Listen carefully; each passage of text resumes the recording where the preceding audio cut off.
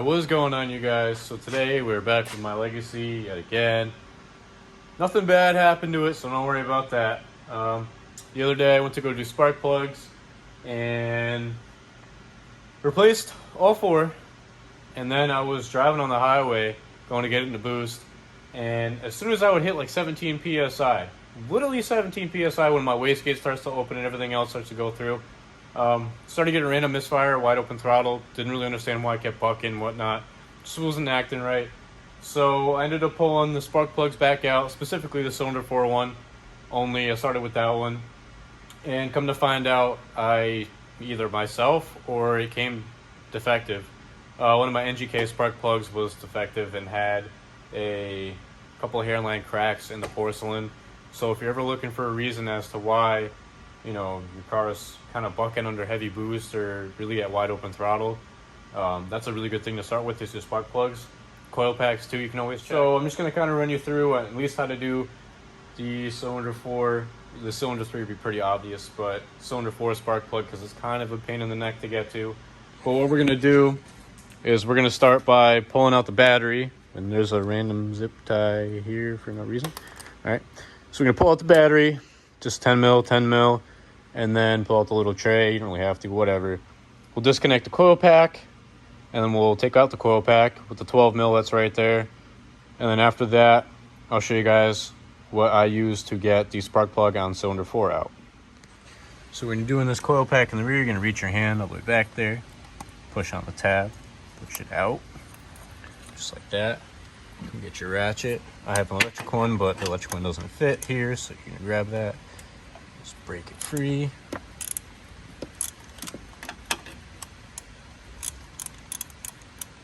Once it's broken free, take your hand, stick it in here, and just twist it out. So once that's out, you just take it by that. So now to get the coil pack out, you're gonna have to twist it. See how it is? You're gonna have to twist it upside down. If I can twist it upside down like so. And you're just gonna take it and pull it straight out. So what you would do to see if your coil pack was shot, you can see on the end here, it'd all be burnt up. It wouldn't look as clean as this. It's a little bit dirty, but it wouldn't look as clean as that. It'd be burnt up on the end, and you'd definitely be able to know right away that either the boot shot or the coil pack itself is toasted. So now we're gonna grab our 5/8 spark plug socket with our knuckle attached, because you're definitely gonna need a knuckle in that tight of a spot. My little extension guy. You're gonna wanna take this as well. Grab yourself another extension. I'm trying to do this with one hand, so bear with me. My cameramen are not here right now, sadly. Be here eventually. But boom. Take this, stick it right in your spark plug hole. Sorry about the freaking angle and stuff. Take that, put that right in there. Get it lined up. You can feel when it grabs. You're gonna take your socket, your ratchet, sorry. You should set to spin off. And take this out. Be right back. After you break it free, you can just grab your socket and a tiny extension, and then stick it right through there, right in the hole. Just get up on the spark plug, boom, and just twist it out. You're just gonna pull your socket out with the plug.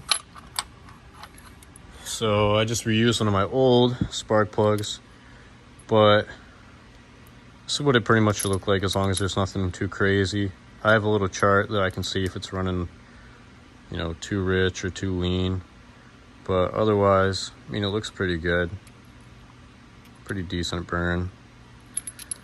But yeah, the porcelain was cracked on the old one. This is just a replacement one I had laying around. It might feel a little different. And we'll just take this. Wow, I almost dropped it. Our 5/8 spark plug socket. Boom. Let's move this out of the way. Take this, stick this into there. Just kind of run your fingers up in there. kind of just get it started.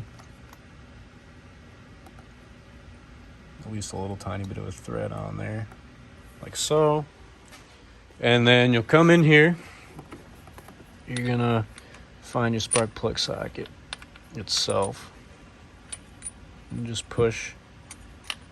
Give you a little extension here. My hands are a little tight in this area. Oop. Oop. Boo.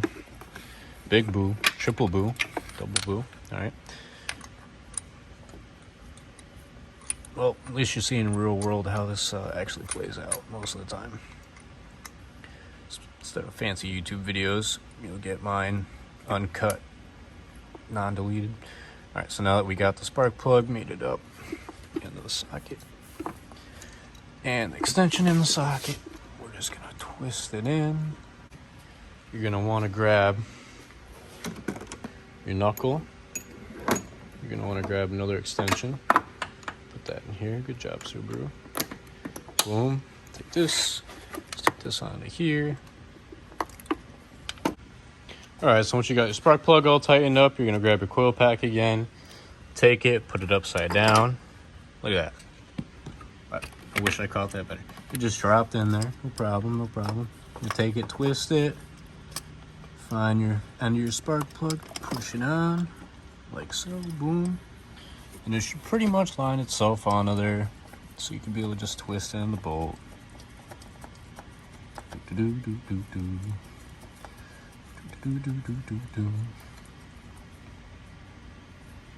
Then you're gonna grab your 12 socket or your ratchet. Nope, nope. Grab your ratchet and your socket, stick it back in here, tighten it down.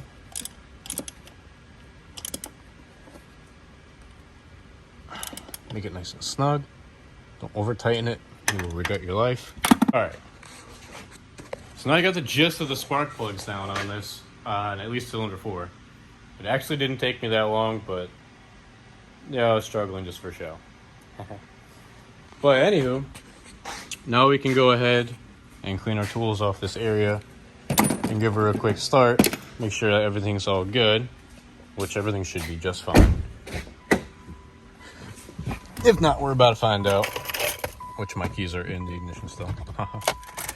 But your battery's been disconnected, so when you start it up, you just got to give it a second. Let it sit. Because literally everything reset.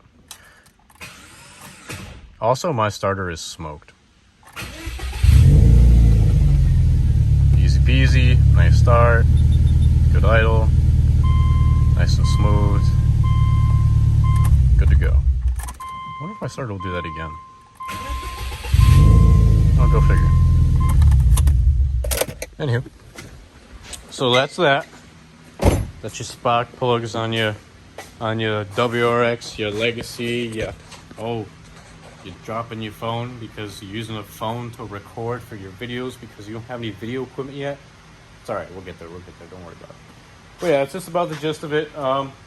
This side, honestly, I would pretty much do the passenger side from underneath. For whatever reason, I've always been, it's always been much quicker for me to do it on the passenger side underneath the car, just because of the angles and where the subframe is. It's just a little bit annoying, so I just tend to do it from underneath. But the last time I did it, I kind of contradict myself here. I did do it from the top. You just pull out your air box here. Yes, I have a stock intake. We'll get through everything. Pull out your air box, pull out your tube here, and then you could just take your coil packs out. They're pretty easy to get out. You could just take your spark plugs out. You might want to use the same type of swivel socket setup that I use on that side. So, as I've been saying, I'm kind of hounding myself about, I haven't really thought much more into like what else I'm going to do to the car. I know that I do want to do the Rev 9 front mount intercooler setup. It is, in my opinion, a good deal. Because yes, it might not be some Grim Speed, whatever, ETS, big type name brand company. They do just about the same thing, and the fact that I'd rather save some money and kind of put it elsewhere, because at the end of the day, I'm not making like 30, 40 PSI, I'm making 20. You know, I'm not here to make huge power, but I'm here to have fun and make my car reliable and enjoyable.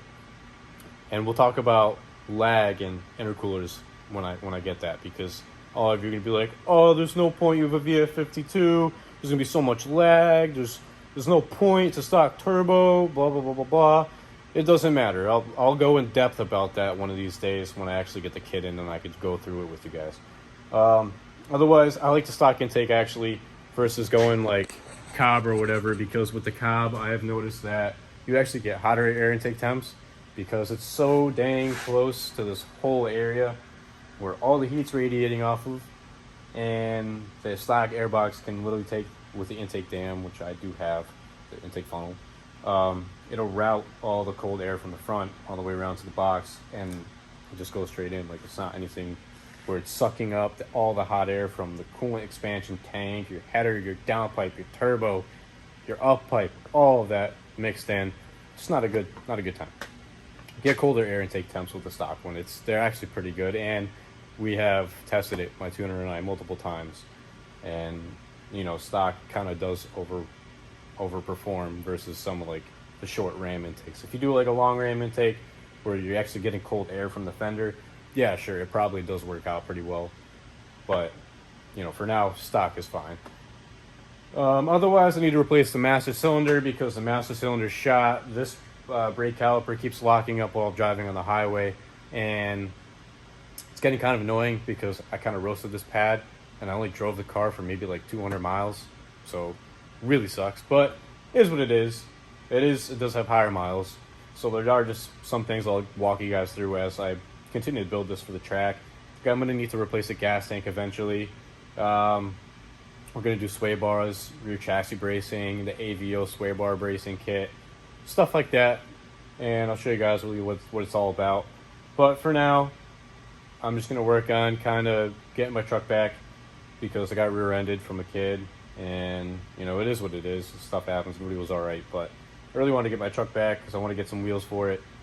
But in the meantime, I am going to order the Rev 9 front mount kit, and I'll do an unboxing, everything like that. And then get some injectors, some 1050s, probably with a flex fuel kit from Cobb, because I actually do want to run E85, especially when I'm on a track.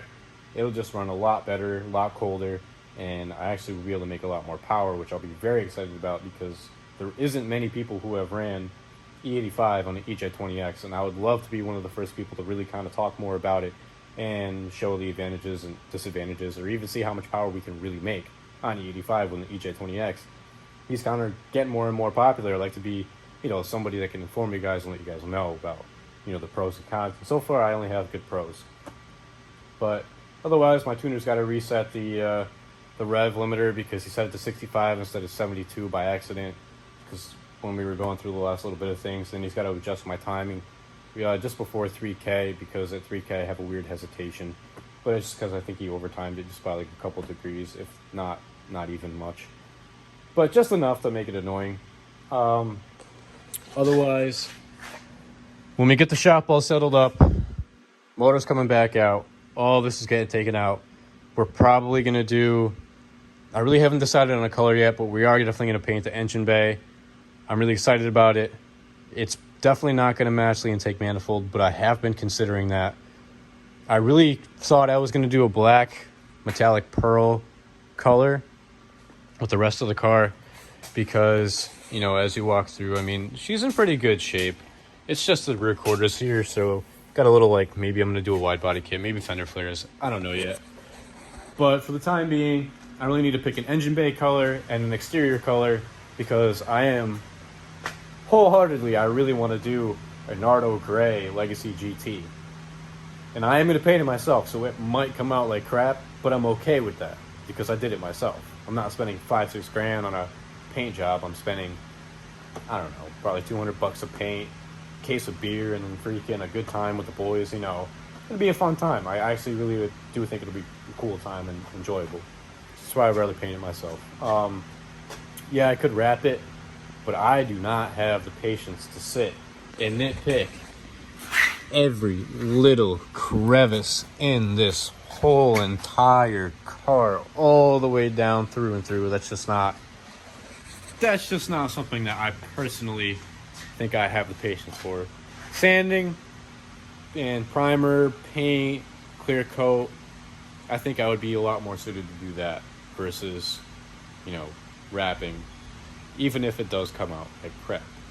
It's a lot cheaper than wrap, and if I mess up, I could just keep doing it over and over and over again until it comes out the way I want it to, and then I can learn, because there's a lot of dents in this car that I'm gonna have to fix and whatnot.